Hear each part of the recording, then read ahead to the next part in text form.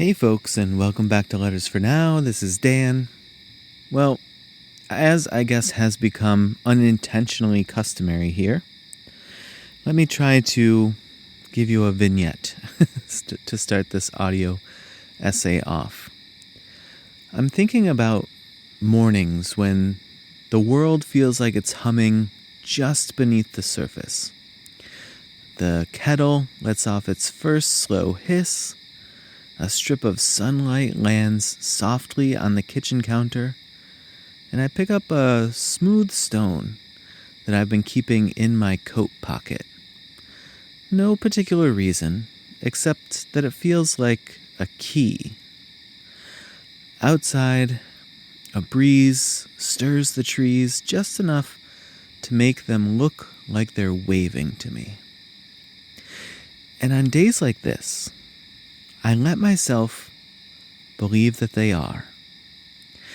Lately, I've been reading about wizardry and mysticism, not to escape the world, but to return to it differently. When I let a little enchantment in, the day feels more spacious, more storied. The walk to the store becomes a quiet pilgrimage.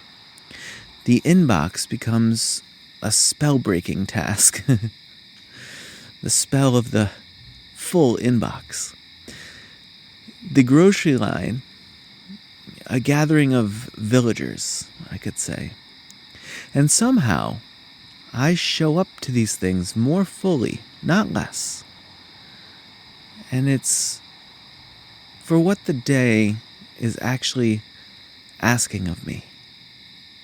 Wonder doesn't detach me. I feel like it roots me. But somewhere along the way, most of us were told to put that down, to grow up, to be realistic, and to stop pretending. And boy, did we listen.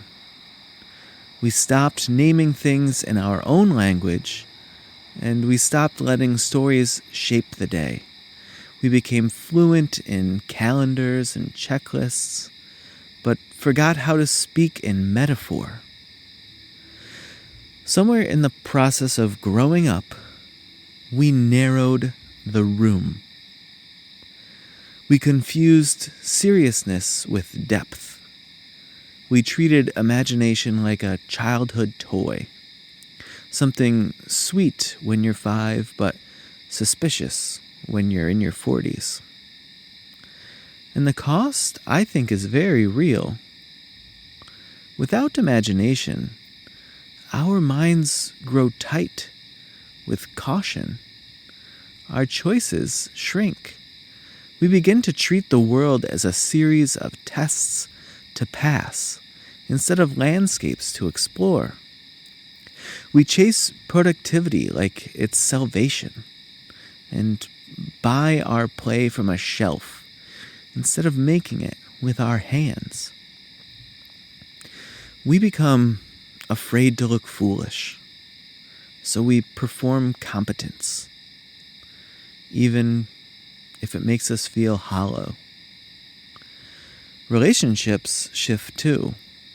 Parenting becomes management, friendships turn into networking, and conversations become transactions. And all the while, a quiet hunger remains. A hunger for what used to live in the margins of the day. For symbols and story and space. But here's the beautiful thing.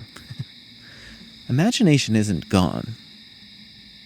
It's just waiting, like a candle tucked in the back of a drawer, like a door that never locked, it only stuck. And when we make room for it again, something shifts. Emotionally, wonder softens us.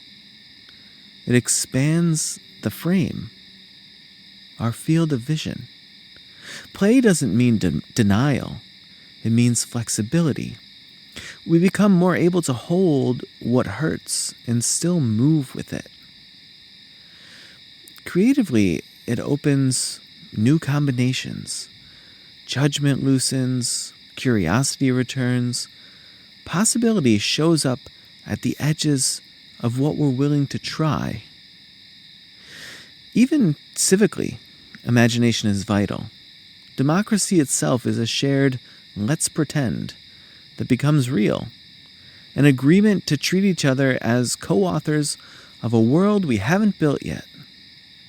Every step forward, abolition, suffrage, civil rights, began as an act of imaginative defiance, a refusal to believe the current story was the only one we could live inside. And personally, for me, this return to imagination has been a return to attention. When I study wizardry or read old mystic texts, I'm not playing dress up. I'm practicing how to see differently. The world becomes symbolic and alive with meaning. A kettle can become a dragon, a leaf can become a letter. The conversation becomes a ritual. None of this makes me feel less grounded. As I said before, it feels quite the opposite. I tip more generously when I imagine I'm part of a spell of abundance. I listen more closely when I treat the person across from me as part of a sacred council. I step more gently on the earth when I believe it's watching. Simple doesn't replace action. It saturates action with meaning. And meaning is the only thing that holds when everything else begins to fray. So here's what I'm wondering, and maybe you are too. What if we tried to reclaim a bit of that magic? Not all at once, but gently and daily. What if you named your afternoon chore as a quest? What if you left a small gift on a bench just to see who might find it? What if you chose one object to carry in your pocket this week? A stone or a string or a shell? And let it remind you that the world is always offering signs if we can learn to notice. You don't have to call it wizardry. You can call it attention. You can call it love. You can call it aliveness. Whatever name you choose, the invitation is the same. Let imagination come back. Let wonder return to the room. Not as something childish or naive, but as something sacred.